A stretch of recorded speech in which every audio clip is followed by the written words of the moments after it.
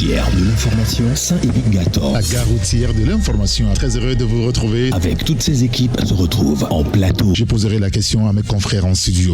Décryptage, analyse. Ça va être pire demain. Débat. L'ascension est méritée. Ce qui reste pour un pays, pour un peuple, c'est son histoire. Sont au rendez-vous de l'actualité, de la cité. La gare routière de l'information, c'est du lundi au vendredi de 11h à 12h30. À très bientôt, au revoir. Taxi FM, votre radio d'opinion. Émission politique, sportive et culturelle, en direct.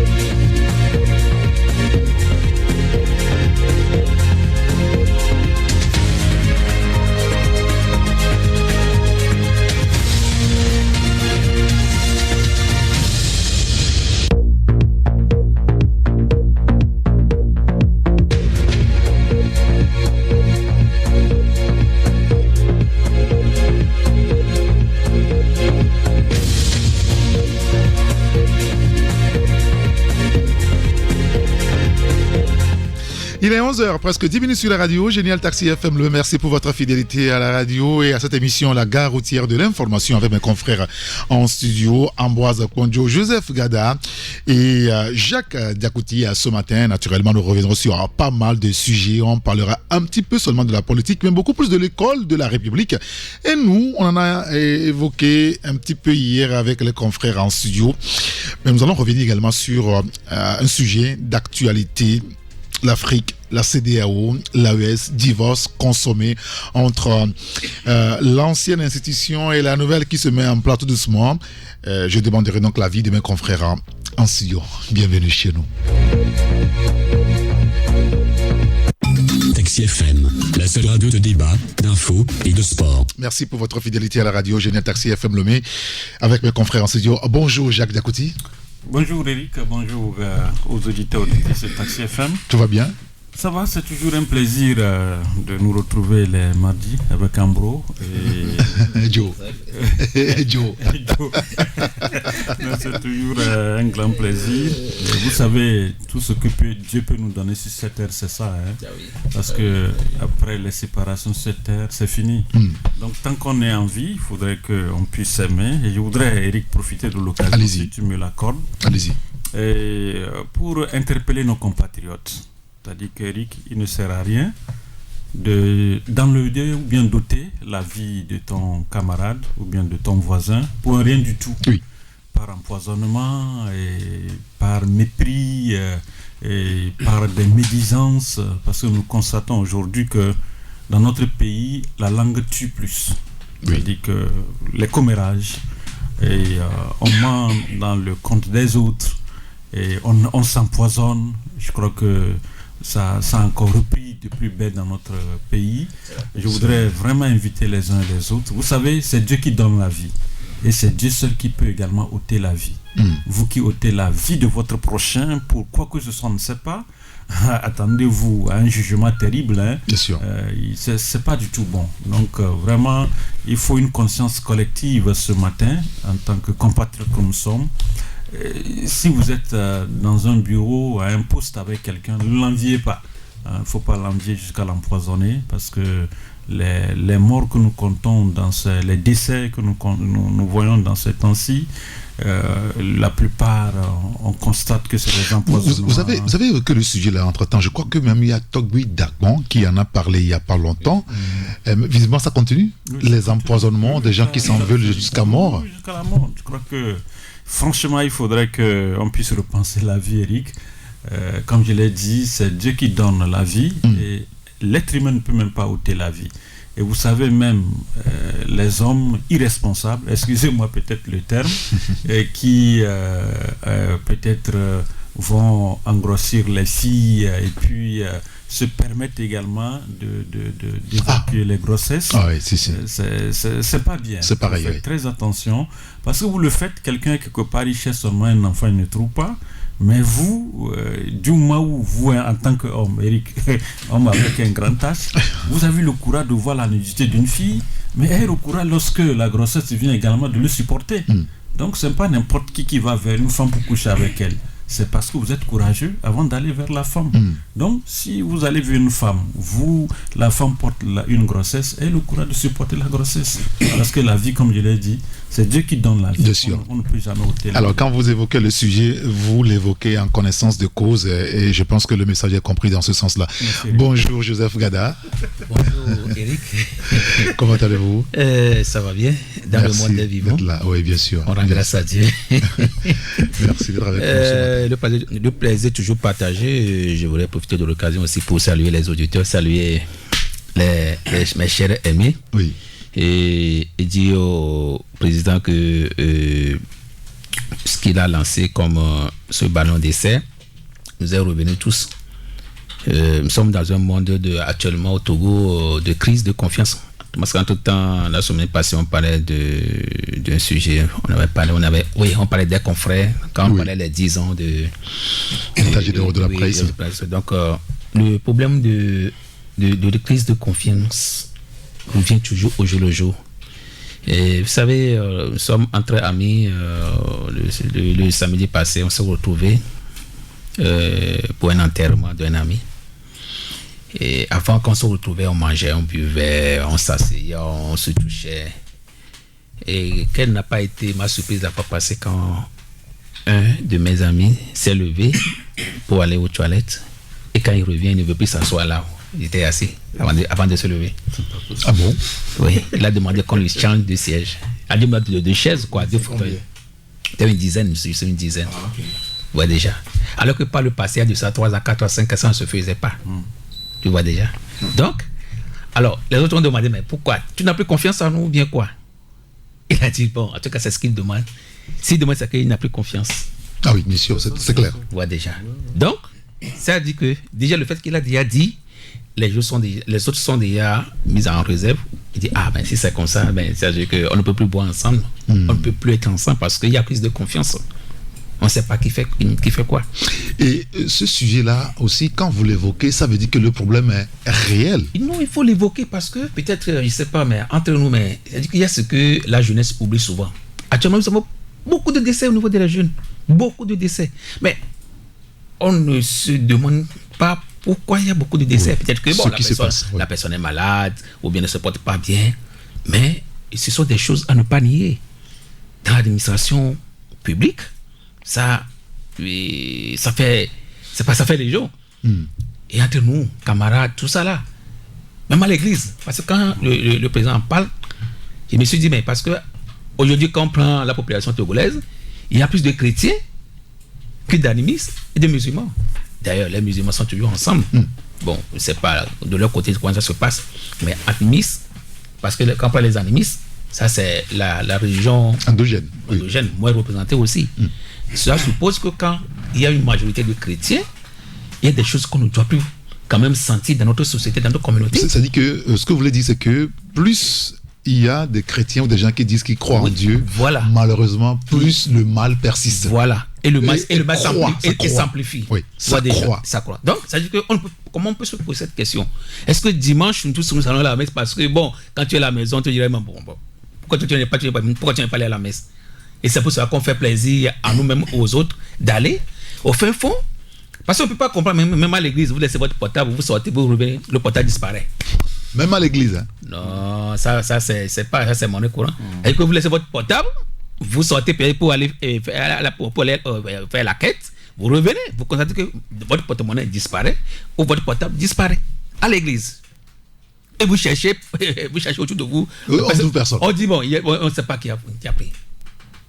Alors, donc, ça veut dire qu'il y a un problème dans notre société. Il faut, de temps en temps, 5 minutes, 3 minutes, quand nous venons dans les débats comme ça, qu'on réveille l'esprit des gens. On ne demande pas aux gens de se méfier encore des autres, mais qu'on se dise que... Vous savez, il y a quelque chose que... Moi, je me rappelais, mon papa me disait, quand tu es né, il faut renaître de nouveau. Oui, bien sûr. Jésus même l'a dit à Nicodème. Oui. Donc, est-ce que nous, on accepte maintenant de renaître de nouveau? C'est la question. Voilà. Merci beaucoup, Joseph Gada. Bonjour, Ambroise Okpondjo. Alors, je vais m'acquitter d'un devoir, puisque ce matin, j'ai reçu le président du Parti des Togolais, Nathaniel Olympio. Il m'a demandé de lui faire plaisir en vous saluant de sa part en direct. Donc, je vous salue de la part... Oui, vous, Ambroise. Je vous salue, vous, Ambroise, de la part du président Nathaniel Olympio. C'est bon. Merci beaucoup, monsieur Nathaniel Olympio. D'abord, c'est un monsieur que j'estime beaucoup. Il est dense, pour moi, il est un tout quoi. Il a même sorti un livre qui n'est pas encore arrivé. Oui, c'est exactement. Je lui dis un bonjour, que le Seigneur lui compte par sa grâce. Okay. Dans toute la lutte qu'il mène. Vous me chargez de lui dire aussi ou bien... je vous le charge en direct aussi de lui dire. Merci beaucoup pour avoir pensé à moi. Parce que tout le monde ne pense pas à vous tout le temps. Oui, bien sûr, c'est évident. Surtout qu'on fait un travail où on n'est pas toujours aimé. La preuve, c'est qu'on n'a pas pensé à nous. Oui, je salue aussi les autres leaders. Tu es honoré. Je salue les autres leaders, que ce soit Jean-Pierre Fabre, Fogna Singbe, Docteur Aubenton, Pasteur Edo, l'avocat et maître Pagui Avekam, maître FDR. Ok, Apévon. Et Madame Adjamagbo Johnson, celle que j'admire beaucoup, tu peux pas qui est dans Djeritama, oui, pourquoi pas. Même nos amis PDP, Kagwara et autres à l'UFC, de l'UFC, il y a d'autres acteurs politiques qui sont arrivés. Écoutez, on ne peut pas tous les citer. Bien sûr. Mais Nathaniel Olympio, qui reçoit mes salutations les plus sincères. Très bien. Maintenant que c'est fait en direct, c'est bon. J'ai un coup de cœur. Allez-y. À l'endroit de quelqu'un qui m'est très cher. Elle s'appelle. Elle va se reconnaître, Adjo Amandine G. Donc, je fais comment on appelle ça, le diminutif comme ça, pour qu'elle se reconnaisse. Elle est quelque part dans l'administration parapublique. Et je voudrais aussi profiter pour envoyer un message de compassion à l'endroit de la famille de Désiré Agbokou, qui est décédé. Milek, qui a eu la chance de passer chez moi à Victoire FM, que j'ai formé, et qui a eu la chance d'aller à Radio Lomé. J'ai regretté, il n'est pas âgé, c'est ce que j'ai regretté. Ça fait pas 2 semaines ou 3 semaines, Mawena Fidèle est décédé. Oui. Et c'est lui qui décède. Ça me rappelle Kafri. Il y a à peine un mois, notre Kafri qui est décédé, ça fait 7 ans. Jean-Marie Leblanc aussi décédé. Oui, surtout à Radio Lomé, je parle de Radio Lomé, ils sont pleins là-bas, à partir comme ça. Et donc je me demande qu'est-ce qui se passe. Mais ça, Dieu seul peut répondre à cette question. Maintenant, pour revenir au petit sujet que le président a lancé comme débat. On appelle ça la mise en bouche. La mise en bouche, les vieux constatés. J'aimerais aussi me tourner un peu sur le volet église ou communauté chrétienne que nous sommes. Il a dit quelque chose de très important. Nous sommes dans une communauté chrétienne, mais il y a d'autres loups qui ont aussi gagné la bergerie. Parce que nous ne sommes pas tous des chrétiens, il ne faut pas se le cacher. Tout comme il y a des pasteurs qui sont des faux. On les appelle des pasteurs. Moi, je ne les appelle pas des pasteurs, des faux. Un pasteur qui se réclame de Jésus-Christ ne peut jamais avoir certains comportements. Il y en a plein sur les réseaux sociaux qui font des bêtises, des bizarreries. Et donc, nous sommes dans une communauté, et moi j'attire l'attention des chefs d'église, des patrons d'église. L'église, c'est une association. Ce n'est pas une secte. Je vais être clair ce matin. Je l'ai dit la dernière fois de façon subtile. L'église n'est pas une secte, ce n'est pas une confrérie, ce n'est pas un couvent. L'église, c'est une communauté. Jacques est là-bas, il ne va pas me démentir. C'est une communauté où les gens viennent adorer Jésus. Ils viennent adorer Dieu par le nom de Jésus-Christ. Ils chantent pour louer Dieu. Pour pérenniser les acquis de l'église, ils font des quêtes. Ne serait-ce que pour soutenir l'église, construire l'église. Mais il ne faut pas le dévoyer cette mission qui est de paître mes brebis. La Bible dit, Jésus dit, allez paître mes brebis. Certains sont plutôt là pour détruire les brebis. L'autre, il a dit ça seulement. Nous vivons des choses maintenant dans nos paroisses, dans nos églises. Il faut que les chefs d'église veillent à ce que certains vieux qui se retrouvent dans les églises là, les retraités là, ils ne transforment pas nos églises ou notre église en une secte. C'est très important. Ils sont retraités, ils sont arrivés, maintenant ils veulent s'accaparer de tout dans les églises, dans les paroisses. Ils veulent tous les travaux. Puisqu'il y a l'argent là-bas, ils veulent s'accaparer de tout. Certains sont venus pour chercher l'argent. Il va être clair. D'autres sont venus pour réellement adorer Dieu. On finit, ils partent. Et ils n'aiment pas trop aussi rester dans les commissions, dans des trucs comme ça. Il y en a d'autres qui ont une compétence qui peut mettre en valeur dans des commissions, ils le font. Mais d'autres sont là juste pour attirer des âmes et créer une confrérie pour même lutter contre le clergé. Je sais de quoi je parle. D'accord, très bien. Merci. Messieurs, merci beaucoup. On va entamer l'émission. Je l'avais aussi. Je parle des laïcs, surtout. C'est que je parle bien des laïcs. On a bien compris votre message. Je veux qu'on commence l'émission aussi un petit peu comme hier, en ayant à l'esprit une pensée, je veux dire, pour la famille Kodjo, Agbeyome Kodjo, qui a été donc inhumé samedi dernier dans son village natal de Tokouli. Avec les confrères ici sur le plateau, on en a parlé hier. D'ailleurs, avec vous, je crois, il y a quelques semaines, on en a parlé et on se demandait si la République allait lui rendre hommage. Alors, on s'est rendu compte que l'hommage à Agbeyome Kodjo, pas en tant que Agbeyome Kodjo, mais en tant qu'ancien Premier ministre, ancien président de l'Assemblée nationale, n'a pas été fait. Mais je voulais juste avoir votre commentaire très rapide et puis passer à un autre sujet. J'arrive d'à côté d'abord. Non, je crois que, vous savez, quoi qu'on dise, Agbeyome Kodjo a été un grand homme, un homme de cœur et un homme de valeur. Vous savez, je ne pense pas qu'il y ait encore un Togolais qui puisse avoir un parcours élogieux comme Agbeyome Kodjo. Voilà quelqu'un très jeune et féministe, directeur, président de l'Assemblée nationale, Premier ministre. Vous voyez que ce n'est pas donné à tout le monde. Et il faut reconnaître également que, quoi qu'on dise, Agbeyome Kodjo, il a eu également les grâces du feu président Eyadema, qu'il avait vraiment considéré et qu'il avait pris comme un jeune très talentueux, courageux et rigoureux. Agbeyome Kodjo, quoi qu'on dise, que les gens l'aiment ou l'aiment pas, ce qu'on peut retenir de l'homme, c'est que c'est un homme qui bosse. C'est un grand bosseur, Agbeyome Kodjo. Et Agbeyome Kodjo, c'est quelqu'un qui aimait également les réformes. Vous savez, c'est, pour ceux qui l'ont côtoyé, pourront vous le dire. L'homme également avait son côté plaisir, c'est-à-dire pour caricaturer un peu Agbeyome Kodjo, c'était la cigarette. Il fallait être courageux pour faire peut-être 2-3 minutes avec Agbeyome sans tousser. Donc c'est pour vous dire que quelqu'un également qui aimait ce côté-là. Ce que je retiens de l'homme, comme je l'ai dit, c'était vraiment un homme, un grand bosseur. Le Togo vraiment a perdu un grand homme. Voilà des richesses, des valeurs que le Togo est en train de perdre, qu'on n'exploite pas comme des mines d'or. Oui, parce que là, hier, il y a un ami qui me disait qu'on est petit à petit en train de perdre les espèces rares. En le disant, il pensait à Edem Kodjo, à Bouibo et à Agbeyome aujourd'hui. Bon, voilà, n'en déplaise, voilà. Ça reste une évidence à peu près quand même. Hein. Oui, mais quoi qu'on dise, Eric, vous savez, vous ne pouvez jamais ôter du côté humain les valeurs de l'homme. Vous ne pouvez pas.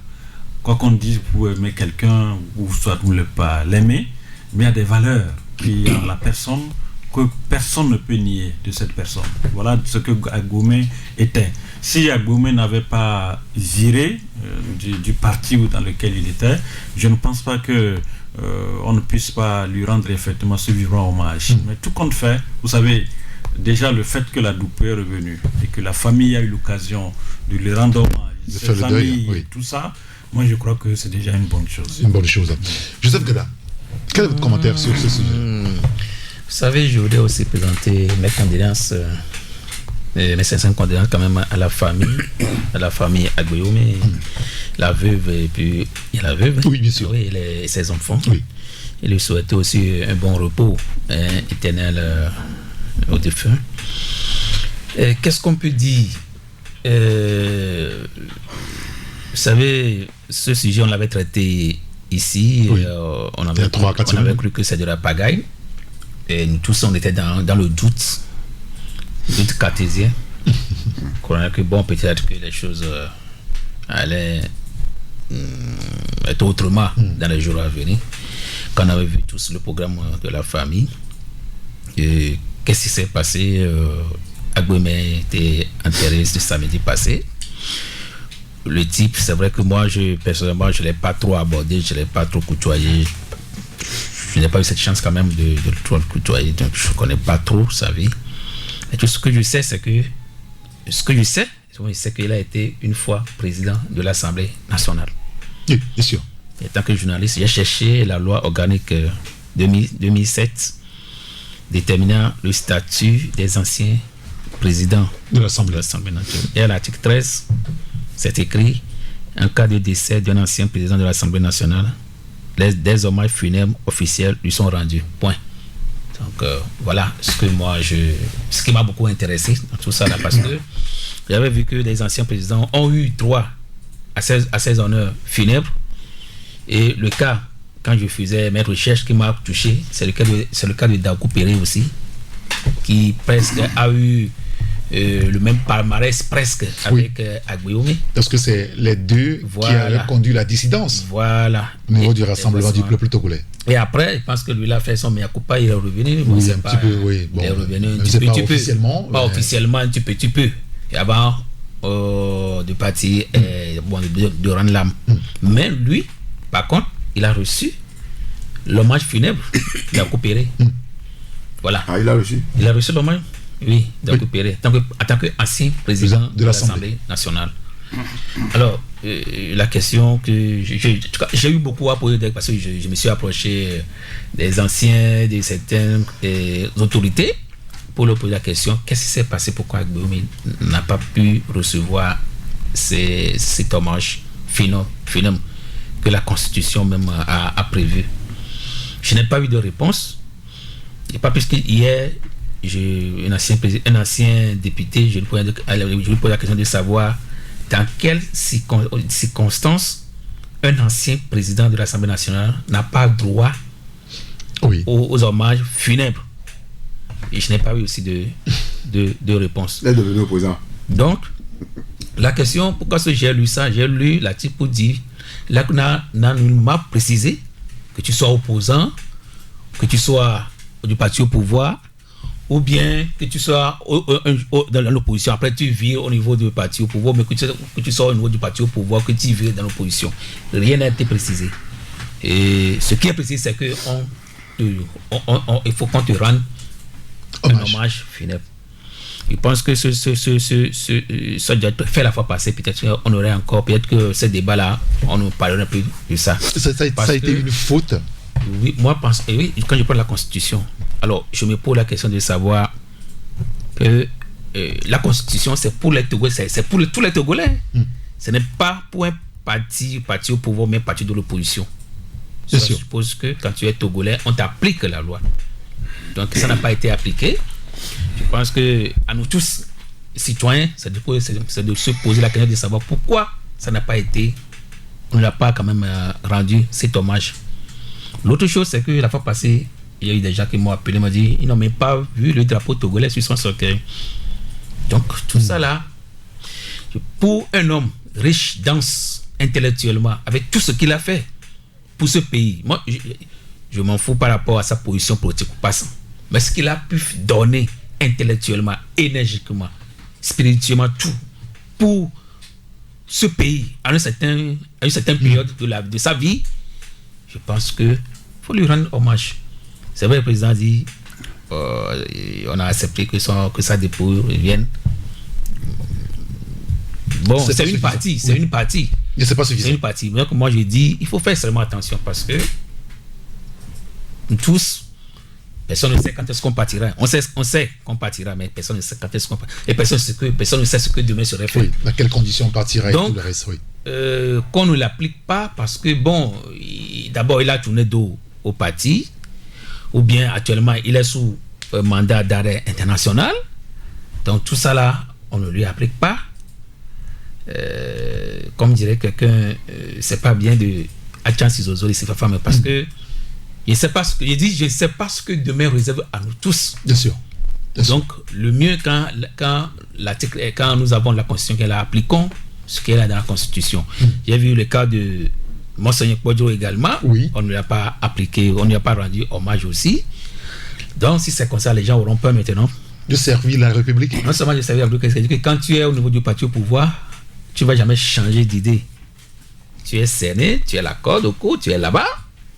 Et parce que tu as peur qu'un jour, lorsque peut-être ce que tu dis, et c'est ce qui est grave, parce que c'est ça que j'ai peur. Parce que le fait de dire, tu auras à dire la vérité à quelqu'un, mais tu auras peur, parce que quand tu dis la vérité, comment ce sera interprété? Est-ce que avec ça, tu ne vas pas quand même perdre ton pouvoir aujourd'hui, parce que tu l'as dit?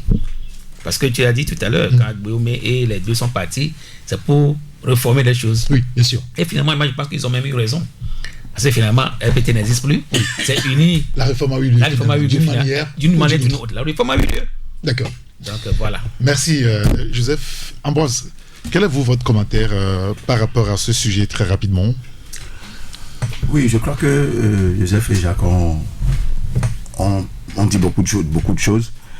Ce que je retiens aussi, c'est par rapport à cet hommage-là qui n'a pas été rendu à l'homme politique qu'est Guillaume Kwadjo, au regard de la loi, selon la disposition que Joseph vient de lire, je crois la loi 2007, son article 13, qui parle d'un hommage mérité qui devait être rendu à un ancien président de l'Assemblée qui n'a pas été fait. Je crois que nos amis qui sont au pouvoir sont en violation systématique des lois de la République. Et ce n'est pas normal. On ne peut pas demander à nous autres personnes de respecter la loi et qu'eux-mêmes ne respectent pas la loi. C'est un déni de droit. Dans une république, ça ne se passe pas comme ça. Il n'y a pas de poids de mesure. Quand la loi est appliquée pour Kofi, il faut appliquer la même loi pour Kwadjo. Et donc, moi, je ne suis pas... C'est-à-dire que quand on dit aux journalistes, par exemple, qu'ils violent le code de la presse ou le code pénal, on les amène au BRI. Mais quand d'autres violent la loi, on ne leur dit presque absolument rien. C'est ça, c'est ce que vous voulez dire? Oui, ça aussi, il doit y avoir un malentendu parce que le journaliste n'a pas besoin d'aller en prison. Oui, bien sûr. Non, je fais juste une comparaison par rapport à ce sujet. Oui. C'est que vous avez bien compris ce que j'ai dit. Ta comparaison, elle est justifiée. Ici, nous sommes face au protocole de la République, au protocole républicain dans un pays normal. Et il y a fort, c'est le rôle même que joue le chancelier. S'il y a un chancelier de la République, le rôle que jouait Mividor en son temps, bon, moi je ne le connais plus, c'est Mividor que je connaissais, il est décédé. C'est Barquet. Ah oui, donc Barquet n'a pas joué son rôle, je suis désolé. C'est même pas dans quel... Je l'ai toujours dit que au Togo, nos dirigeants appliquent le prince de Machiavel dans toute... Je l'ai toujours dit depuis 5 ans. Quand vous lisez le prince de Machiavel, vous comprenez que c'est nous ou rien. Tout autour de nous. Après nous, il n'y a plus personne. Alors qu'un monde d'humains, dans un monde organisé, où on trouve un État, un territoire, avec des frontières, un gouvernement et un peuple, on ne devait pas se comporter comme ça. Déposer ça là, comme ça, il appartient, je le disais hier, sur un média, que ça va les rattraper. De la même manière vous avez coiffé Naka, c'est de la même manière, les parents de Naka vous coifferont. Et c'est pas ça qui va en subir.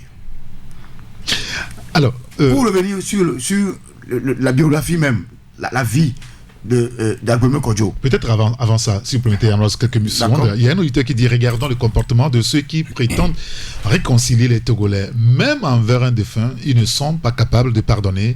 C'est regrettable pour mon pays. Nous attendons l'enterrement d'un autre ancien PM les jours à venir. Je pense qu'il fait allusion donc à Kossi Klouché, qui aussi est décédé il n'y a pas longtemps et qui... Il n'a pas encore enterré. Non, n'a pas encore été enterré. PM. Oui, lui, c'est le Premier ministre. Premier ministre, oui, bien sûr. Le Premier ministre, on verra. Tout ça, là, c'est la même chose. Il y a un auditeur qui me répond là. Il dit: il y a des mâts aussi étaient une espèce rare. D'accord.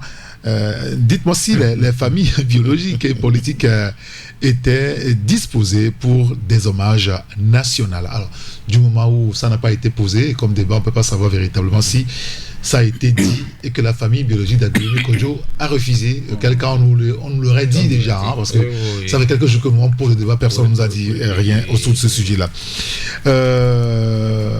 Alors, il y a un auditeur qui dit qu'il a une question pour Ambroise. Pourquoi nos autorités, nos dirigeants ne respectent pas la loi et demandent aux citoyens de respecter la loi?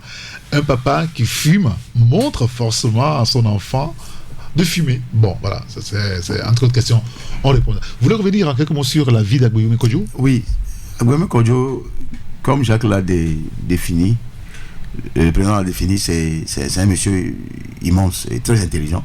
Ça y est, moi, c'est son intelligence que c'est de ça que je me rappelle. C'est un monsieur qu'on a qualifié de très généreux, que ce soit au niveau du port de Sako, comment on appelle ça? Sonacom. Et Jacques a dit quelque chose de très important. J'ai l'impression que c'est un monsieur visionnaire aussi.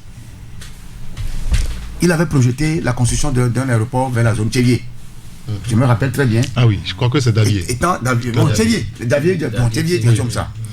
Que ça fait pratiquement 20 ans, hein, parce qu'il disait que Lomé sera plein dans peu de temps et il faut envisager un vrai aéroport. Il avait dit aussi à l'Assemblée, je me rappelle, en tant que président de l'Assemblée, qu'il va falloir revoir l'organisation des funérailles au Togo, parce que c'est trop dépensif. Qu'il est d'un milieu où les funérailles sont sacrées, mais il va falloir réorganiser ça.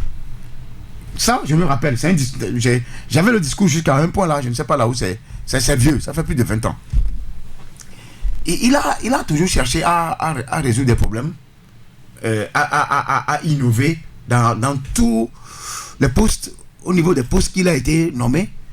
Et sa chance, c'est qu'il a eu à être le fils adoptif de Yadema. Jacques l'a dit, mais je vais compléter en disant qu'en fait, c'est un fils adoptif de Yadema. Il avait tout pour être le premier fils de Yadema. Il avait toutes les caractéristiques. Parce que Yadema l'aimait tellement. Moi, on m'avait dit ça. Un très proche d'Agbemé m'a dit, Yadema l'aimait tellement que même quand les gens vont chez Yadema faire le Dieu les regardait, Yadema ne les regardait même pas. Agbemé a pleuré. À la conférence. Il a pleuré des larmes à la conférence. Tu sais, c'est des larmes politiques qu'Agbemé avait pleuré, qui se sont transformées en de véritables larmes. Comment on dit ça? Larmes, parce que c'est rentré dans la compassion finalement. Il a pleuré, pleuré. Non, il y a encore les vidéos. Hein. Oui, parce qu'on est allé mentir sur son compte chez Yadema.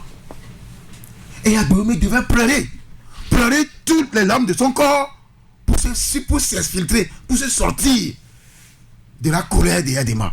Et Yadema étant un homme très attentionné et qui aime la compassion, elle dit: mon fils, c'est bon quoi. Parce que la conférence est passée entre 91 et 92. L'étude de 93 c'est passé de Flo Jardin. Oui. Donc Agbemé est revenu aux affaires. Il devait être dégommé le jour-là. Parce que Yadema avait son pouvoir hors de son champ. Et c'était un monsieur qui avait reçu toute l'onction. Il y avait des taupes partout. Mais il a décidé à un moment donné, je ne sais pas si c'est le Saint-Esprit qui l'a parlé, comme il en a parlé à Nakopéré, qui est la pratique chrétienne, ou le Saint-Esprit de Kodjo, bon, comme on dit. Puis le Saint-Esprit a toujours existé. Oui, bien sûr, quand même. Donc, et il est devenu opposant, parce qu'il a écrit comment on a appelé ça le jour-là? Un brûlot, un mémo, quelque chose comme ça. C'était un brûlot. Et l'autre là aussi avait. Nakopéré aussi l'avait écrit. Sauf que, bon, c'est pas Yadema qui n'aimait pas ça. C'est l'entourage de Yadema qui n'a jamais digéré ça. Il a été mis hors course jusqu'à son dernier retranchement. On a voulu le prendre. Il a préféré prendre la clé des champs. Il a pendant plusieurs mois vécu dans les champs de maïs. Il a cherché à manger à Yadema, il n'a pas pu. Mais je crois que là où il est, avant son décès, il aurait quand même mangé à Yadema, où il se trouvait, soit au Ghana ou au Bénin, en tout temps où il avait profilé. Donc c'est un monsieur que moi je regrette parce que j'ai été chez lui plusieurs fois. Effectivement, quand tu rentres dans son bureau où il y a beaucoup de livres, quand tu viens chez lui, tu montes en haut. Tu vas dans son bureau, c'est Azizor. C'est la fumée. Et je lui dis, président, Azizor, c'est mon nom. Je lui causais que j'ai mon oncle. Qui est docteur en chimie, ancien directeur de Togo Pharma, dont le médecin lui avait dit que s'il touche encore une cigarette, il va mourir. Parce qu'il prenait pratiquement 2 cartouches, des fois en 2 jours. Et donc, bon, bref. Donc, je me rappelle d'un homme. D'accord. Un homme politique très avisé. Nous savons que quand quelqu'un décède dans nos communautés, très intelligent. Le mort est toujours bon. C'est-à-dire que quand vous allez à une funéraille, vous n'allez jamais entendre. Il me semble que c'est très très rare. Oui, sinon presque jamais. C'est ce que la morale recommande. C'est ce que la morale recommande. Mais quand on évoque Guillaume Kodjo, c'est aussi Frérot Jardin. Moi, je me rappelle, l'une de nos interviews a failli tourner Kazakh parce que je l'avais interrogé sur son rôle dans l'avènement de Frérot Jardin. Il y avait un silence de 1 minute 30, on se regardait, il parlait pas, je parlais pas, c'était très compliqué. Ça veut dire que cette histoire-là l'a marqué beaucoup. Hein. Et quand on évoque son nom aujourd'hui, malheureusement, c'est l'histoire. On peut citer le nom d'Aguillaume Kodjo. Bien sûr, je ne sais pas si vous vous rappelez la CVJR. Oui, bien sûr. Oui, les déclarations faites à la CVJR. Aguillaume Kodjo avait toujours dit que pour lui, c'était pour empêcher ce qui s'est passé à Frérot Jardin. Mais c'est qu'il était incompris par l'opposition. Voilà. Ses frères de l'opposition. Ses frères de l'opposition. Et quand vous lisez un peu les vers de la CVJR, vous sentez un peu ce qui s'est réellement passé au cours de l'attaque du Frérot Jardin. Vous savez, de Pia jusqu'à Lomé, la délégation, vous savez, Aguillaume était le ministre de l'Intérieur. Ce qui veut dire qu'il maîtrisait tout. Bon, quand on parle du déploiement, de la sortie des militaires et autres, Aguillaume maîtrisait, il savait, parce que n'est pas le ministre de l'Intérieur n'importe qui, hein. C'est-à-dire que vous avez les renseignements, vous maintenez les sorties, les positions des militaires et autres, les armes qui sont utilisées. Bon, le ministre de l'Intérieur sait connaître ça. Pour ceux qui ont suivi un peu Boko, il faut savoir que Boko avait la maîtrise de ce genre de choses. Je me rappelle dans le temps, il y avait eu entre-temps un braquage quelque part. Quand j'ai appelé le ministre Boko, tout de suite il a dit non, que c'était l'unité. Il a donné les détails à la seconde près. Donc c'est pour vous dire que c'est des gens qui maîtrisent vraiment leur travail. Donc Aguillaume, comme vous l'avez dit, c'est la mort dans l'âme. C'est-à-dire que ce qui s'est passé, les gens ont voulu lui faire porter le chapeau, mais il ne voulait pas. Donc c'est ce qui lui faisait vraiment très mal. Ça le rongeait. Voilà. Et il avait des informations également partagées avec l'opposition, mais il n'a pas eu cette chance de pouvoir partager l'information. Vous savez, Eric, c'est en ça que il faudrait que les oppositions en Afrique comprennent que il n'y a pas plus meilleur renseignement que ceux qui sont au pouvoir, qui peuvent vous renseigner. Elle a dit que si vous êtes là en vase clos, vous ne pourrez jamais avoir des informations. Vous voyez dans les pays les plus avancés, les meilleurs renseignements que les opposants reçoivent, soit c'est dans l'armée, soit c'est dans la police, soit c'est dans la gendarmerie. Et peut-être il y a également des personnes haut perchées qui peuvent également vous renseigner. Mais quand vous vivez en vase clos, vous ne pouvez jamais avoir des informations. Au fait, c'est comme ça. Donc, parlant de Agboume Kodjo par rapport à Feu Jardin, il faut reconnaître que vraiment c'était la mort dans l'âme, que le monsieur là, il est parti comme ça. Il n'a pas eu le temps vraiment de tout dire. Mais je crois que ceux qui vont consulter la CVJR, ce qui a été dit, pourront comprendre effectivement ce qui s'est passé vraiment au niveau de Frère Jardin par rapport à ces massacres. Alors, il y a un auditeur qui nous dit tout récemment encore, pour rehausser l'image de la conférence maritime qui avait eu lieu au Togo, ils ont su faire appel à son expertise. Mais aujourd'hui, quelques années après, ils refusent de lui donner les honneurs qu'il méritait. En tout cas, sa communauté de Tokli lui a donné tous les honneurs d'un grand chef. Et je peux vous dire, toute la fine crème du monde des affaires du Togo était là. Et les étrangers venus de plusieurs pays lui ont donné l'honneur et qu'il fallait. En vérité, c'était une honte pour le pouvoir, ce qui s'est passé samedi à Tokli. Et dit donc cet auditeur-là. Le port sec également de... Pia? Non, pas Pia. Agoué. Après Agoué. Vous savez. Ah oui, c'est à Gwezongo. Voilà. Terminal du Sahel. Oui, il était Premier ministre. Justement. À l'époque, bien sûr. Le terminal du Sahel, c'est lui également qui a fait ça. Ah oui, bien sûr. Juste un mot, et puis on passe à notre sujet. En fait, c'est dommage parce que nous sommes en train de perdre nos intellectuels un à un. Oui. Et qu'est-ce qu'il faut faire? Moi, peut-être les plus courageux, les plus plus téméraires aussi. Qu'est-ce qu'il faut faire pour la nouvelle génération? Parce que c'est la question qu'il faut aujourd'hui se poser. Vous savez, l'histoire politique du Togo est tellement tronquée, tellement que c'est-à-dire qu'il faut avoir le courage de pouvoir parler de cette histoire. Bon, moi, je ne m'aventure jamais même à parler de l'histoire du Togo. Parce que quand on prend celui qui a du pouvoir, il la raconte à sa manière. Oui. Quand on prend celui qui a de l'opposition, il la raconte à sa manière. Il n'y a pas de centrisme. Tu vois déjà, donc c'est ce qui est un peu compliqué pour nous. Jusqu'à présent, on n'arrive pas à voir l'histoire. Il dit... il est déjà parti. Oui, bien sûr. On ne va pas quand même continuer par dire autre chose parce qu'il y a sa famille, il y a ses enfants, tout ça là. Comme la tradition nous le recommande, il faut toujours parler en bien de ce qui est parti.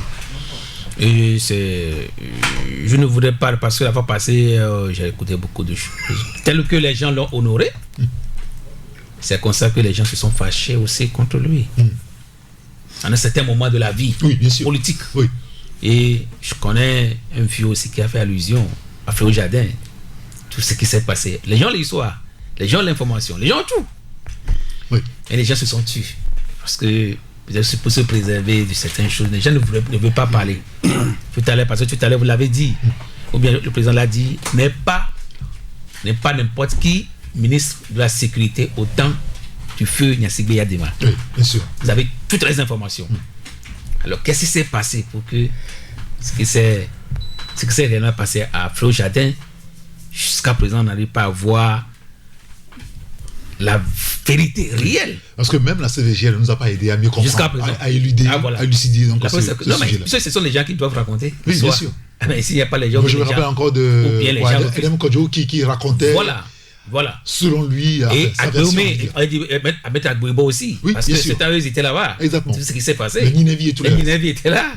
Donc les gens ont les informations. C'est parce que les gens ne veulent pas révéler des informations. C'est pourquoi il dit l'histoire politique togolaise est vraiment compliquée. Il faut la réécrire. Bon, je ne sais pas. S'il faut... Et il faut avoir le courage pour pouvoir... La réécrire aussi voudrait dire... réécrire, ça veut dire qu'il faut avoir aussi les gens capables de dire la vérité. Oui, bien sûr. De l'autre côté, des deux côtés. Et les centristes, si vous le permettez. Mais c'est vraiment dommage parce qu'au Togo, on n'a pas une histoire, on a des histoires au Togo. C'est ce qui est vraiment dommage. Alors d'autres choses, vous vous rappelez des histoires entre lui et Agbouibo aussi. Oui, bien sûr. Et la prison d'Agbouibo, et tout ça machin. Ouais, l'histoire là aussi demeure. C'est-à-dire que bon, nous on ne fait pas partie des gens de Kouvé, de Tokli, mais l'histoire là demeure aussi. Puisque même à la dernière minute, vous vous rappelez quand il réclamait corps et âme, c'est sa victoire, Agboibo était le premier. Et parce que ce temps-là, il était le premier aussi à envoyer ses émissaires vers lui pour dire attention, mon petit frère, voilà telle démarche à faire. Et après quelques jours, Agboibo est décédé aussi. Il n'a pas eu ce temps d'aller le voir. Donc, est-ce que les deux mêmes se sont réconciliés avant de partir? Je ne saurais le dire. Peut-être qu'au-delà, à l'au-delà, peut-être qu'ils pourront se réconcilier. Mais lorsque il y a de ces histoires que vous êtes partis, vous-même, vous n'êtes pas réconciliés, sachez très bien que la génération qui suit aussi ne sera jamais réconciliée. Oui, c'est évident. Voilà le problème de voilà comment est-ce que la politique nous a divisé telle personne parce que telle localité à un certain moment pour son hégémonie a semé du désordre et ça crée de la zizanie entre les jeunes et il y a de la méfiance. Il y a cette crise de confiance qui est là jusqu'à présent. Oui, vous l'avez évoqué tout à l'heure. Donc, c'est pourquoi je dis quand on parle de crise de confiance, il faut aller à l'histoire. Qu'est-ce qui s'est passé pour que jusqu'à présent, cette crise de confiance, on n'arrive jamais à trouver de solution dans les familles, entre nous amis, entre nous au niveau du pouvoir, tout ça là. Parce que tout à l'heure, le président disait non, que comme si l'opposition ne va pas au niveau du pouvoir pour comprendre le pouvoir des choses, c'est faux. On avait vu au niveau de l'enterrement de Lawson Patrick, on a compris que non, attention, mais au-delà de tout, l'opposition, le pouvoir, les s'entendent très bien. Les deux entités s'entendent très bien. Voilà. Les gens ne se détestent pas comme on le pensait. C'est ça. Monsieur, donc, merci beaucoup. Je voulais qu'on évolue à peu près. Pour terminer, je voudrais interpeller la jeunesse. Du moins, parce qu'il y a eu un leader de parti qui a appelé la jeunesse à ne pas faire la politique. Je me rappelle. C'est véritablement. Voilà. Donc, lorsque vous êtes jeune aujourd'hui, vous voulez rentrer dans la politique, il ne faut pas se lever parce que, bon, on est intellectuel, on veut rentrer dans la politique, on veut faire ceci. Non. Il faut réfléchir. Il faut aller à l'histoire. Oui. Il faut savoir qui fait quoi, qui a fait qui était qui a fait quoi, qui a posé tel acte avant de se lancer. Sinon, je pense que vous allez tomber vraiment dans un fossé que vous ne pouvez pas s'en sortir. Très bien, messieurs, merci beaucoup. Je voulais qu'on évoque l'école togolaise, l'école de la République. Mais peut-être avant cela, parler aussi un petit peu de notre identité. Vous savez, notre identité était donc à la base de cette note du ministre du Tourisme, Pierre Lamandokou. Vous avez lu le courrier un petit peu comme nous aussi. Mais visiblement, ce courrier, il n'y a que lui seul qui l'a écrit, puisque beaucoup de gens ne sont pas au courant. Selon nos dernières informations, il n'y a que lui, peut-être sa secrétaire, qui était bien au courant de ce courrier-là. La télévision togolaise ne serait pas au courant d'une telle initiative du ministre du Tourisme. Alors là n'est pas le problème. Ce que je voulais introduire. Parce qu'il est revenu, non, il est revenu pour clarifier, ou bien c'est lui seul. C'est l'ami d'Ambrose, il va répondre. Ah, d'accord. Bon, le problème n'est pas là-bas. Moi, je voulais vous interroger beaucoup plus. Avant d'évoquer la TVT, si vous voulez bien, on pourra en débattre. Je voulais qu'on évoque la question même de notre identité, l'identité culturelle et peut-être aussi l'identité culinaire. Quand on parle du Togo, où se situe-t-il véritablement, Ambroise? C'est une question très difficile auquel beaucoup de gens doivent réfléchir avant de répondre, et en connaissance de cause. Et depuis avant 1956, c'est-à-dire avant les années 60, jusqu'en 63, le Togo avait une identité. Ne serait-ce que ce soit traditionnel ou culturel, sur le plan vestimentaire, sur le plan linguistique. Moi, je prends juste les deux volets. Parce qu'arrivé à un moment donné, Olympio parlait même levé à ses interlocuteurs blancs, avec son pagne noué au cou, traditionnellement comme les Ivoiriens le font, les Achantéhénés le font. Nous sommes dans un même milieu, les Akans, les Baoulés, les Évés, jusqu'aux Yoruba et les Yoruba du Nigeria. Nous sommes un peuple commun, quoi. Nous sommes pratiquement les mêmes peuples quand vous lisez l'histoire. Et donc, cette identité-là, certains ne l'ont jamais laissé tomber. Avoir le Kété ou le Batakali, nos frères Dagomba, Kokomba, les Tchokossi, même jusqu'en milieu cadre et autres, les gens ont leur identité. Tout dépend de quel milieu tu te trouves. Mais en milieu sud, on nous, dans la voilà, bon, on nous les pagnes au cou, et pas n'importe quelle pagne. Les pagnes au motif qui reflètent l'authenticité africaine. Maintenant, la partie nord, ils le font souvent en habit et en pantalon. Et de la façon dont vous comprenez. Donc, notre identité se révèle d'abord linguistique et ensuite vestimentaire. Maintenant, il y a une identité aussi qui lorgne le côté spirituel. Que s'est-il passé? Pourquoi aujourd'hui, on a du mal à retrouver le Togo? Oui, je donne l'exemple du Togo. Quand les colons allemands étaient là, cette identité, les identités dont j'ai fait cas, étaient existantes. Elles ont perduré jusqu'en 1914. Quand de 1914, 1918, 1919, quand la Première Guerre mondiale est finie, et on a gagné les Alliés, de l'autre côté Italie, Allemagne et autres. Et que c'est les Alliés plutôt qui ont pris, les États-Unis, la France, l'Angleterre, qui ont pris le contrôle. Parce qu'il y avait l'Italie, l'Allemagne et le Japon qui avaient été défaites au cours de la Première Guerre mondiale. Si. Et on connaît un peu l'histoire. Le colon français s'est installé dans les territoires anciennement colonisés, surtout allemands, le Cameroun et le Togo. Puis je parle des deux. Et même placé sous condominium, tout ça, les Français avaient une certaine prépondérance dans les directives. Ils ont changé le rôle des chefs traditionnels.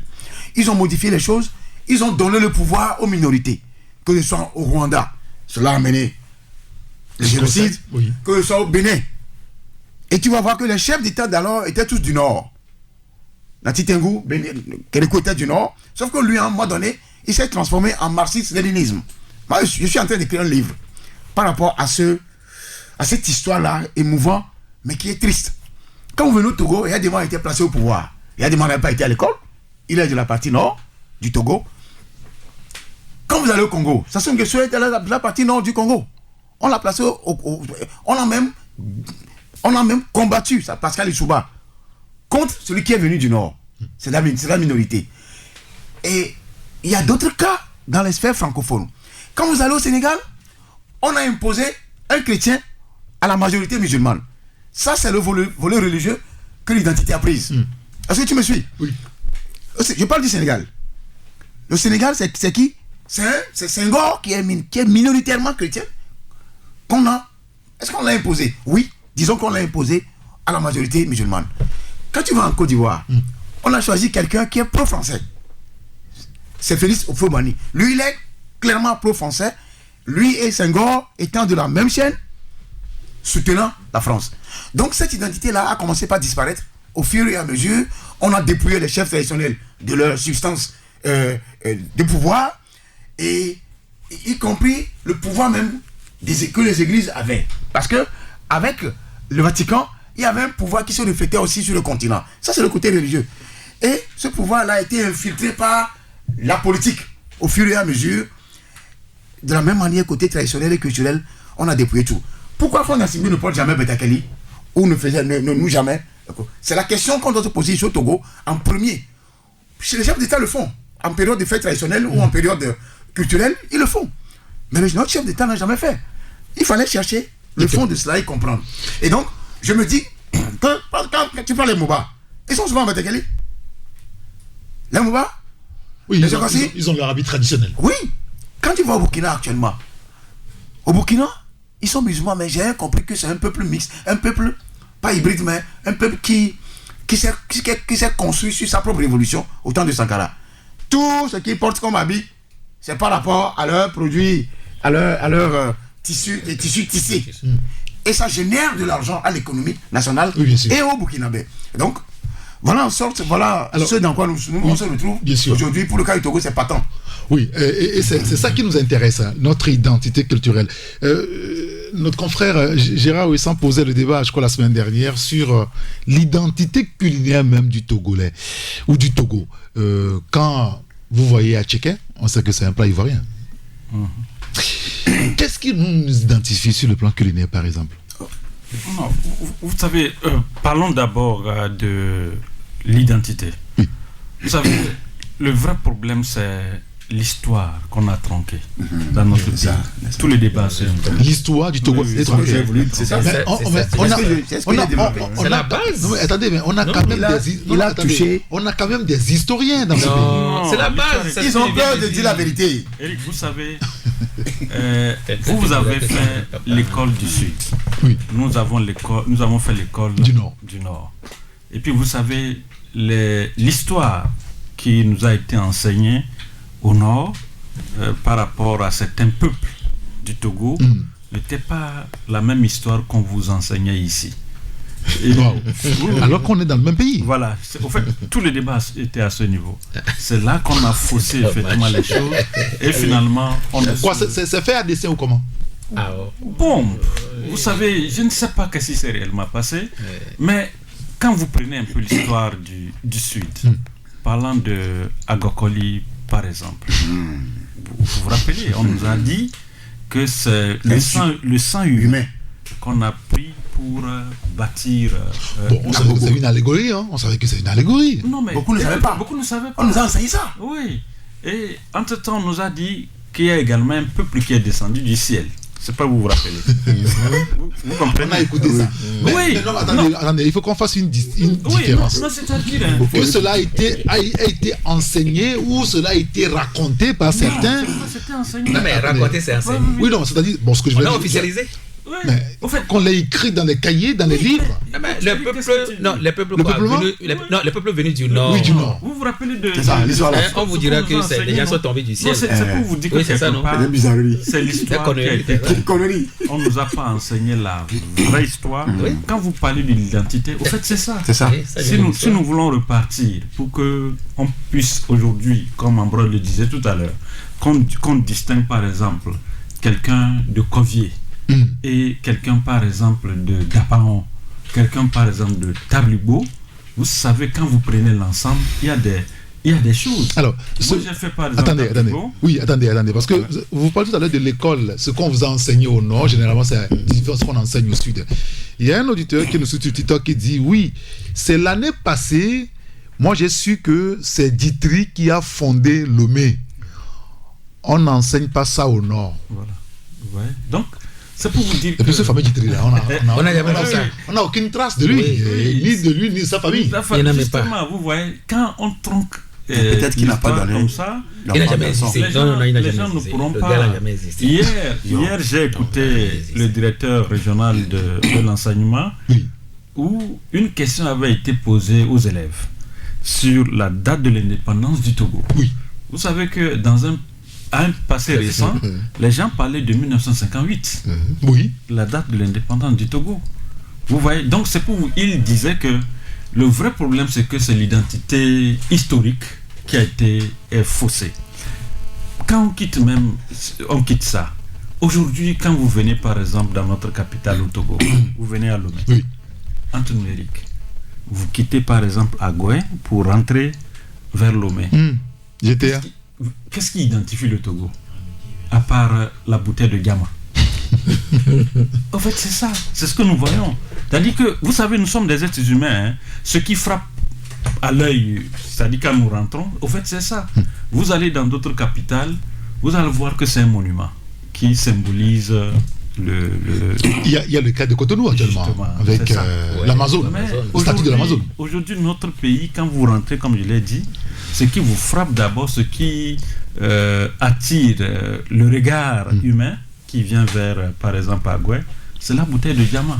Non, il y a Colombe de la Paix. Non, ça c'est... Non, ça, Colombe de la Paix, ça c'est vers... Le premier qu'on touche, c'est GTA avec cette fameuse bouteille. Il y a le pont d'Agoué.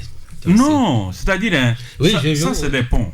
Mais vous savez, quand quelqu'un vient par exemple, il dit veut faire selfie, veut faire une photo. Je ne sais pas si vous comprenez. GTA, oui. C'est GTA. Il reste vers la bouteille de diamant pour faire la photo. Alors que vous avez parlé tout à l'heure de Cotonou. Oui. Vous avez vu là où les gens vont faire aujourd'hui les photos à Cotonou. Exactement. Voilà, au fait, c'est ça. C'est-à-dire qu'aujourd'hui, chaque pays se réfère à son identité. Oui. Vous comprenez? Donc, si c'est comme ça... Mais qui doit nous aider finalement, nous identifier à quelque chose? Non, vous savez, nous avons Togo. Nous avons des historiens. Togo. Il y a nos historiens qui doivent nous aider. Avec la vérité.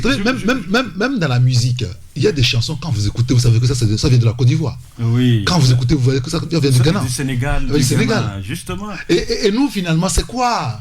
Mais nous aussi, on avait, quand vous prenez les gens comme Agouti, les fils Rafiat. Non, je ne parle pas des personnalités. Non. Je parle même de la musique. Nous avons Agbadia, culturelle.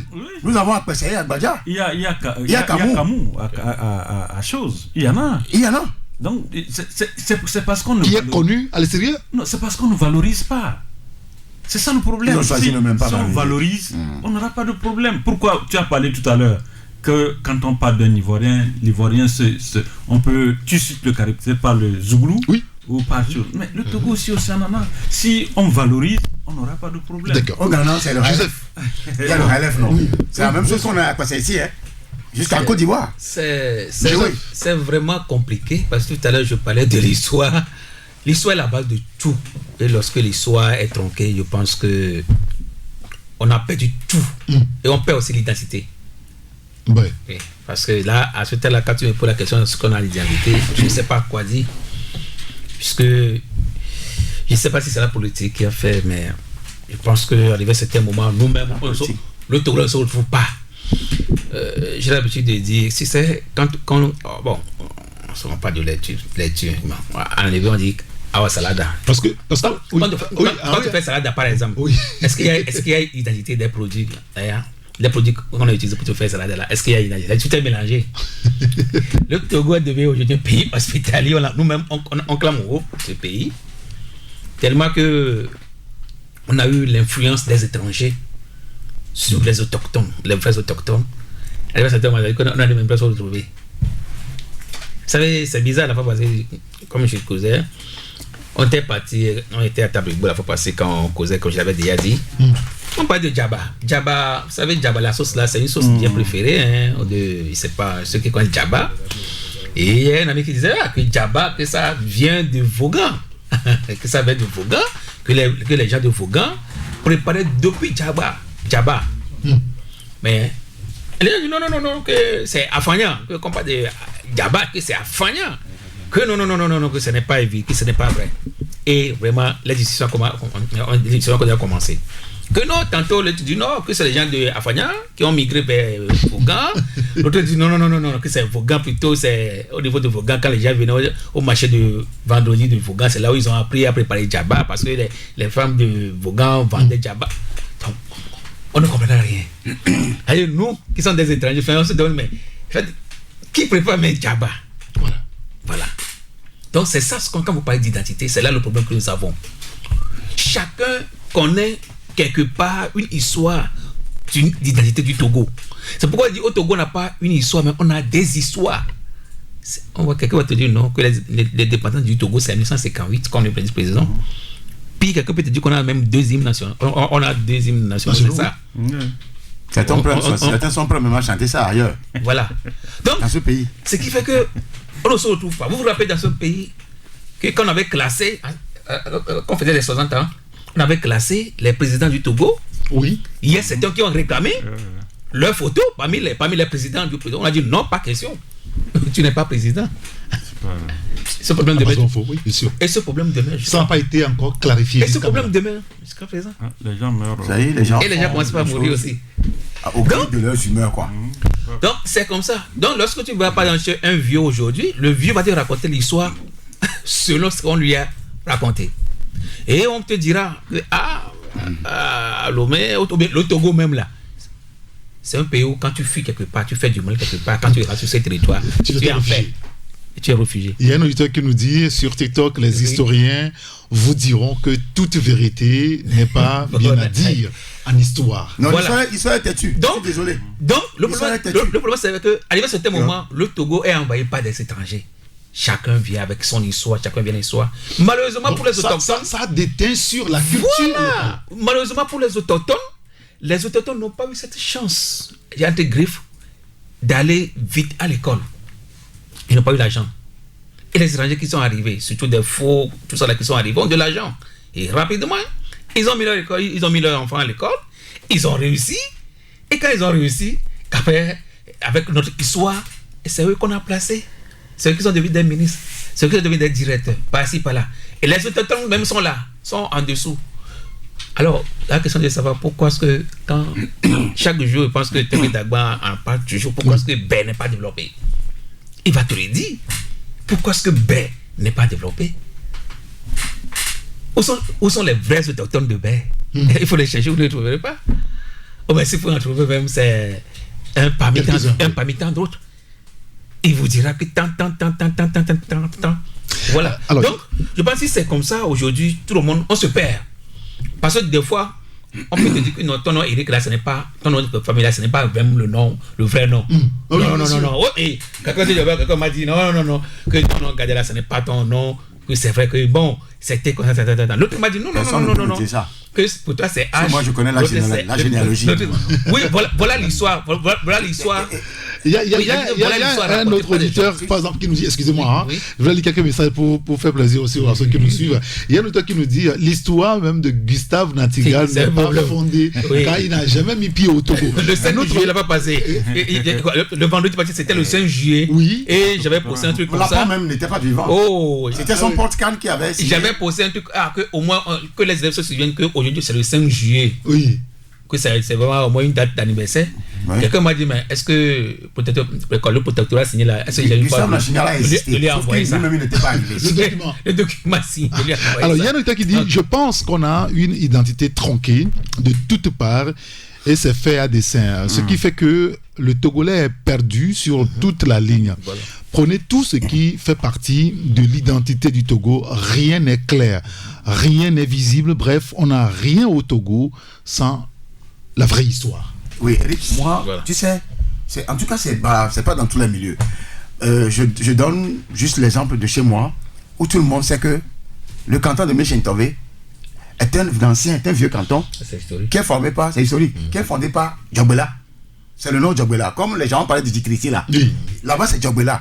On te dira un jour que ça va. Et l'histoire est claire que moi, dans ma famille, je connais la généalogie. Oui. Celui qui a Bonjo, c'est le nom de mon grand-grand-père. Tu vois, c'est le père de mon grand-père. Maintenant, son père, c'est Landran. Le père de celui, c'est Abilemo. Le père de l'autre, c'est... comment on l'appelle? C'est... On a la généalogie, quoi. Oui, bien sûr. Donc, ça veut dire que chaque famille chez nous a une généalogie.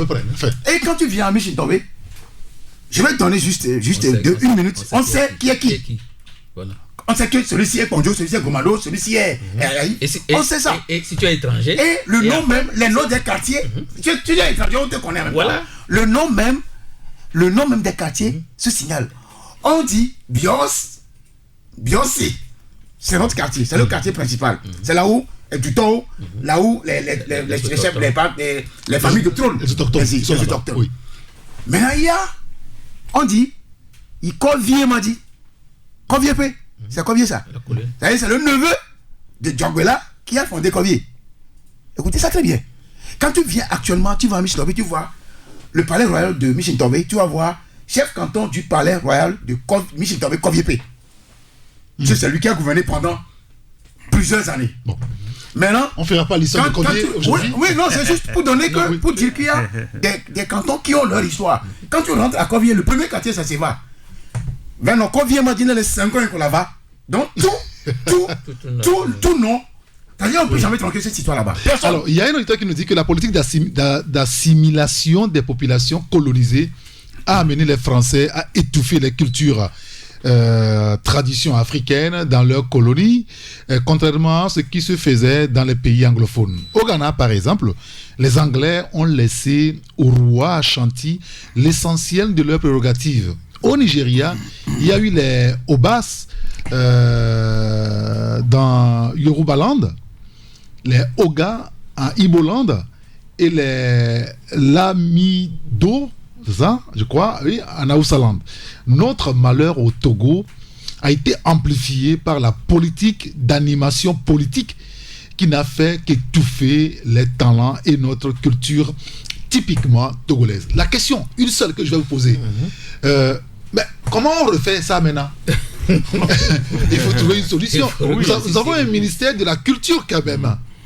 Ou bien c'est pas à lui de faire ça. Non, le problème, il faut qu'on puisse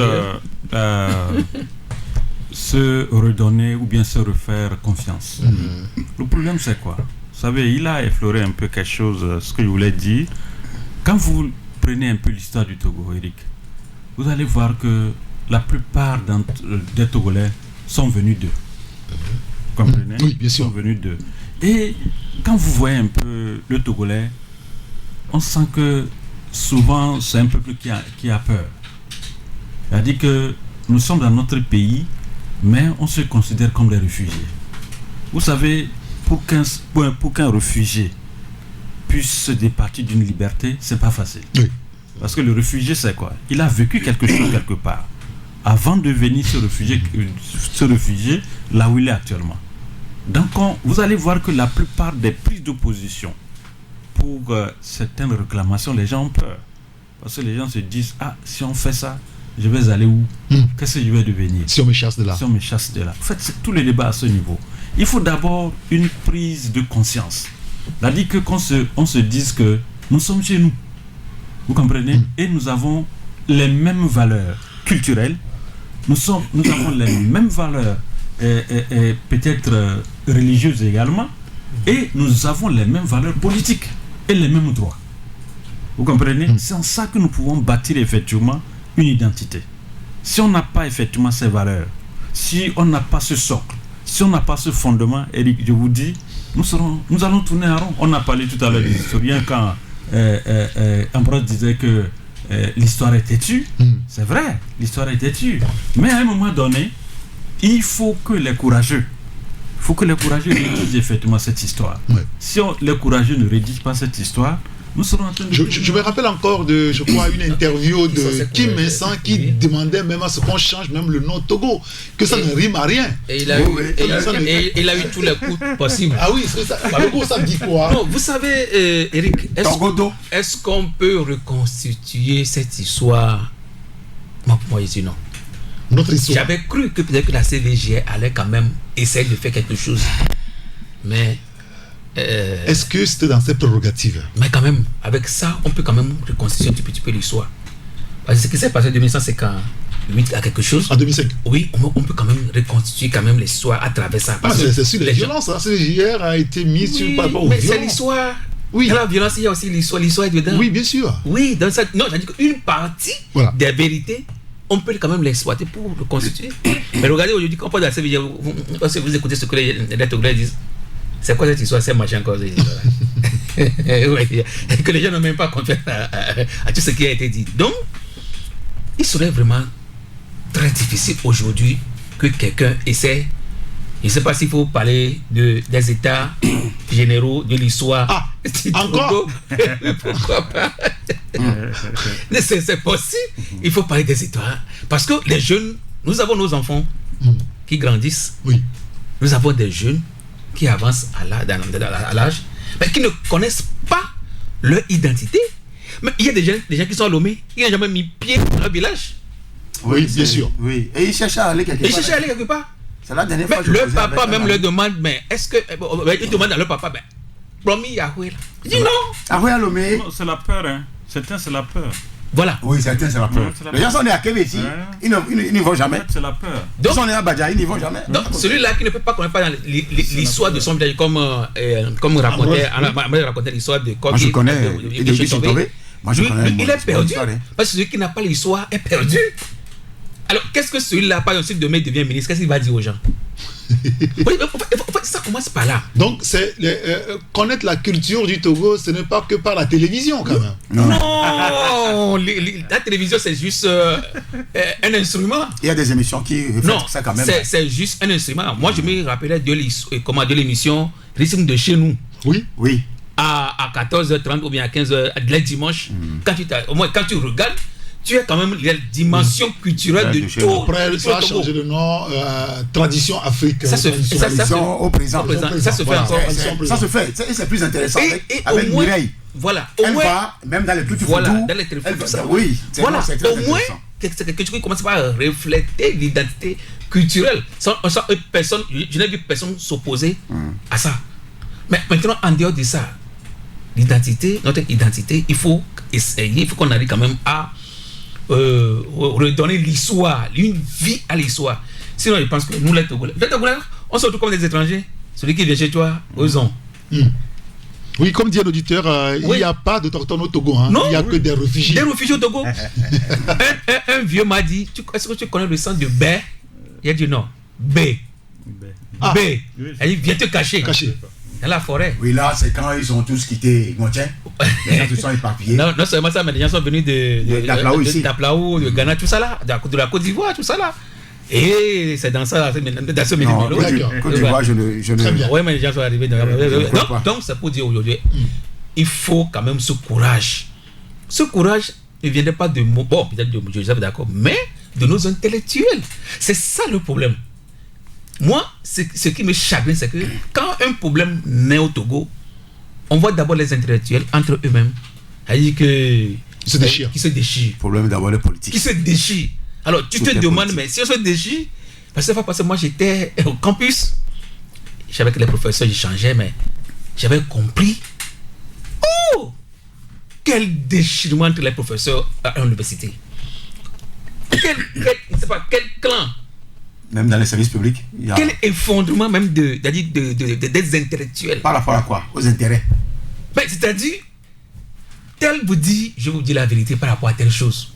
L'autre vous dit, je vais vous dire la vérité par rapport à telle chose. Oh oui, ça. L'autre me dit, je vais vous dire la vérité par rapport à... Moi-même, je l'ai vécu. Je dis, finalement, vous-même là, en tant qu'intellectuel dans cette maison, il dit non, nous sommes plus divisés que vous. Non, ils ont semé d'autres choses dans la tête des gens. Donc, ça veut dire que ce qu'ils ont semé, c'est ça qui ramène le problème. Ce qu'ils ont semé, et c'est ce qu'ils enseignent aussi. C'est ce qu'ils enseignent aussi à nos enfants.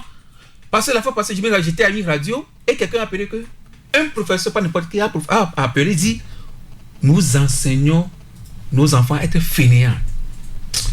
Dimanche passé, je te dis, j'ai failli verser les larmes. Moi, je ne suis pas fainéant. J'ai failli verser les larmes. Parce que quoi? Parce que. Peut-être lui-même, il est fainéant. Non, il n'a pas. Il n'a pas. Non, ce n'est pas qu'il dit qu'il faut les fainéants. C'est-à-dire que. Non, il a expliqué d'une manière ou d'une autre. Vous voyez? Donc, quand ceux qui nous forment sont divisés sur même la matière à enseigner. Oui, l'histoire par exemple. Qu'est-ce qu'ils vont nous faire? Qu'est-ce qu'ils vont nous enseigner? Et quand on va sortir avec notre diplôme, on dit tout est politisé, lié au colon. Monsieur, merci beaucoup. Vous savez, le vrai problème de l'histoire du Togo également, c'est comme l'interprétation de la Bible. C'est ça le problème aujourd'hui. C'est-à-dire que d'autres disent que le fait de porter les chaussures pour aller à l'église, c'est pas une bonne chose. D'autres disent le fait de mettre les boucles d'oreilles pour aller, c'est pas une bonne chose. Paul a fait tant, j'ai lu des choses. Vous comprenez? Sur Facebook. Et vous savez que finalement chacun se retrouve. C'est-à-dire que vous allez voir les éveils, ils disent bon, nous avons une fête traditionnelle, on se retrouve. Vous allez voir les Kabiers dire nous avons Evalia, on se retrouve. Vous allez voir Pessoso, ils se retrouvent. Et finalement, cette année, il n'y a pas de pierre. Qui vous a dit ça? Non, qui vous a dit comment? C'est sur les vidéos, dans les vidéos, non. Nimantia et autres là. Ça se tirait. Déjà? Non, pas cette année. Je me demande si cette année encore il n'y aura pas de pierre. Ah oui, d'accord. Dans les disait hier. Parce que rien n'est sûr. D'abord aussi, c'est la politique. La tradition. Dans notre tradition, même, on se déchire. On ne peut pas se comprendre sur même les rites. L'autre dit non. Ça, c'est les politiques qui ont mis ça aussi. C'est pas si c'est ce que vous voulez faire, donc on a deux rites. Donc, on a deux rites, on a deux fêtes traditionnelles. Non, c'est ce qu'on a dit. C'est-à-dire que le jour où nous allons départir de cette considération, nous allons réussir. Bien. Comment on va sortir une pierre et d'un seul coup on peint la pierre en une couleur et dire que non, les gens ont tenu la pierre, ils ont vu que la peinture n'était même pas encore alors que c'est sacré. Alors que c'est un truc sacré. Alors que la pierre devrait venir de... Non, mais si c'est la vraie tradition, c'est sacré. Oui. Et la pierre, on ne devrait pas partitionner la pierre. Monsieur, je voulais vous interroger avant de finir sur le cas de l'AES et de la CEDEAO. Aujourd'hui, c'est clair, avec ce qui s'est passé samedi à Niamey et dimanche donc à Abuja. Ambroise, c'est clair que le divorce est consommé. Ils sont irréconciliables aujourd'hui parce que Fonia Singbe et Diomaye Faye ont une mission quand même à faire. Oui, le divorce est consommé sous peine. C'est les menaces qui ont suivi du côté de la CEDEAO. Ça encore, ils ont fait un raté parce que vous êtes en train de vouloir faire revenir vos frères qui sont de l'autre côté, pour des raisons que tout le monde sait, parce que eux ils disent que la CEDEAO est un instrument du blanc, c'est un instrument des occidentaux, manipulé. La CEDEAO des peuples est devenue la CEDEAO d'un syndicat qui se nourrit de ses propres, comment on appelle, égos et intérêts, s'accroche au pouvoir et ne veut pas partir. Bon, maintenant, si l'AOS décide de constituer une confédération, ça voudrait dire que la rupture est consommée. Et quand la rupture est consommée, il va falloir en tirer les conséquences. C'est ce que la CEDEAO dit. Désormais, vos intérêts économiques seront surveillés, seront, comment on dit ça, seront, quand un produit va traverser les frontières, on perd le prix. Les exportations seront parce qu'avant qu'on est dans une seule communauté, seront imposées. Tout ça là. Ils ont quel moyen? Et non, c'est pas qu'ils ont quel moyen. Maintenant, on a chargé Diomaye Faye comme étant les nouvelles autorités du Sénégal qui sont Diomaye Faye et Faure Gnassingbé. Diomaye Faye d'abord, parce que Faure Gnassingbé n'a même pas participé au sommet. Non, c'est pas une raison. Dans le truc, on a parlé des deux. On a parlé tout, hein. Oui, mais on a parlé des deux. Comment on peut être membre? On a parlé de Faure Gnassingbé et de Diomaye Faye. Mais les médias ont toujours mis en avant de ramener Faure Gnassingbé derrière. Ce n'est pas anodin. Pour un journaliste, il faut analyser ça. Parce que si Faure Gnassingbé au moins avait participé, le fait même de ne pas participer en dit long sur quelque chose. Parce que nous, on avait critiqué. Il n'y a pas que Faure Gnassingbé qui était absent. Son caractère hybride, son caractère centriste. Il y a Talon qui était absent et il y a Ouattara qui était absent. Ça, je le concède. Mais c'est lui qui était le chantre de la médiation au début. Oui. C'est pas des nouvelles autorités qui ont été élues, ça fait même pas 4 mois, qu'on va désigner à la place d'un doyen. Les gens ne comprennent qui l'appelle doyen. Le doyen mis derrière celui qui vient nouveau. En plus, il est plus âgé que l'autre là. Ça veut dire qu'on place plus confiance en celui-ci. Et il y a beaucoup de choses qui supputent dans la tête des gens. Même entre les pays de Sahel et le Togo, il y a certains pays, le Burkina, il y a la méfiance. Le Burkina? Oui, il y a la méfiance. Méfiant vis-à-vis du Togo? Faure Gnassingbé, une fois allé au Burkina depuis que l'autre est arrivé il y a 2 ans. L'autre est déjà arrivé ici. Alors Tiani envoie des gens ici. Je ne sais pas si le Burkina aussi envoie aussi des gens où il est allé en Russie, il n'est jamais venu chez son voisin. Et donc, il y a plein de choses qu'il faut lire. Parce qu'on ne peut pas être froid et chaud. La Bible dit, ça tu es froid, tu es chaud. Qui est froid et qui est chaud? Qui est froid et qui est chaud? Oui. Je parle du Togo, de Faure Gnassingbé, qui est dans cette histoire-là. Parce que je crains même que le Togo rentre dans l'AOS. Parce qu'avec la CEDEAO, avec la pression de la société civile, les histoires de mandat vont revenir. Et les régimes bizarres là aussi vont revenir. Et quand on va rentrer dans cette histoire de régime bizarre, Faure Gnassingbé sa tête va encore sortir de l'eau. C'est là où ça va poser problème. Je suis sérieux. D'accord, très bien. Non. Trois choses. Parce que, moi, heureusement que Ambroise revient là-dessus. Parce que moi, je n'ai pas. Bon, je ne sais pas si je dois aimer ou ne pas aimer, mais j'ai déploré ça aussi. Parce que c'est la CEDEAO qui a officialisé les deux. Être des médiateurs. Oui. Mais je ne peux pas comprendre. C'est vrai que, bon, depuis un certain moment, depuis hier, quand on écoute RFI jusqu'à présent dans des émissions, merci. RFI ne parle que de Diomaye Faye. C'est ça. Comme si Faure Gnassingbé, même lui, n'existait même pas. Mais parce que ça, c'est à déplorer. Parce que moi, je ne sais pas ce qui s'est passé. Ce matin, j'ai suivi l'émission de Juan Gomez et ils ont reçu un expert aussi. Mais finalement, c'est Diomaye Faye. Point. Et j'ai menti alors. Ils disent qu'ils ont désigné deux médiateurs. Je dis ce qui est. Non, mais j'ai dit que c'est Diomaye Faye et Faure Gnassingbé. Ils n'ont jamais dit Faure Gnassingbé. Ils disent deux médiateurs, Diomaye Faye et puis il passe son interview quand deux médiateurs dont Diomaye Faye. Bon. Mais et l'autre? Le problème. Et l'autre? On a dit dont. Non, mais laisse cette histoire. Donc, je dis, quoi qu'on dise, moi, ayant le courage de dire la vérité, Diomaye Faye seul ne peut rien faire dans cette histoire-là. Je vous dis, parce que déjà, les trois mousquetaires même, comment déjà le classer. Le fait qu'il a été déjà chez Macron, il est revenu, il change de veste à tout moment. Pour le moment, on l'observe. Mais attention, moi, il y a quelque chose que j'ai. Lui aussi, c'est l'erreur qu'il a commise. Il y a quelque chose que Pourquoi il est allé en France? Moi, le petit, c'est vrai, le jeune, je l'ai. Nous tous, nous l'aimons. Vous vous rappelez, quand il a commencé ses visites des présidents de la République, il n'est pas venu ici, hein? Il est venu au Ghana, la Côte d'Ivoire, le Burkina, mais il n'est pas allé voir son doyen, le doyen même de la Côte d'Ivoire, il n'est pas allé le voir. Et aujourd'hui, c'est Faure Gnassingbé. Ok. Mais c'est pas Ouattara qui a l'habitude de l'appeler comme ça. C'est le jeune doyen qui a résolu beaucoup, qui a d'ailleurs résolu beaucoup de problèmes. Mais quand il est allé, il n'a pas eu cette chance. Le problème demeure. Non, mais quand même, il a eu quand même. La CEDEAO est un lambeau. Non, la CEDEAO, mais il a pu retirer quand même le fils de l'autre là, de Bazoum. Il a résolu le problème des carencies militaires. Mais Diomaye Faye a fait cette tour, mais cette tournée n'est pas arrivée à Lomé. Malheureusement, maintenant, les deux, on les appelle de aller résoudre un problème. Maintenant, il va décider de venir voir Fonia Zévé d'abord. Le Togo n'est pas un pays démocratique. Un instant, non, laisse cette histoire. Le Togo n'est pas un pays démocratique. J'ai dit. C'est clair. Je dis, maintenant, est-ce qu'il va venir maintenant à Lomé pour rencontrer Fonia Zévé et s'entendre avec lui maintenant pour aller de deux vers les trois mousquetaires. Parce que c'est là où il y a le problème. Et puis l'autre chose, moi je dis, je suis contre parce que si les trois veulent créer leur confédération, ils n'ont qu'à créer leur confédération. Rien ne les retient ici. Lorsque vous êtes papa de famille et qu'un jour votre enfant décide de quitter, l'enfant pose des problèmes. Oui. Il faut que soit avant que l'enfant ne revienne, il faut essayer au moins de poser des problèmes. Les jeunes disent, quand nous avons des problèmes au niveau des terroristes, vous ne nous avez jamais assisté. Et puis votre organisation, il y a trop de mains noires des étrangers. Bon, parmi les deux problèmes, au moins essayez de résoudre de poser au moins une solution pour au moins un seul problème. Dites que au moins revenez parce que on a au moins des contingents pour vous soutenir au nom de la lutte. Vous n'avez rien fait et puis à chaque fois vous demandez aux gens de revenir, ils vont revenir pour quoi? Quand ils réclament ce qu'ils réclament, jusqu'à présent, vous n'avez pas de solution. D'accord, très bien. Alors, il y a l'auditeur qui dit que ça dérange, donc le journaliste, d'entendre que le Togo n'est pas un pays démocratique.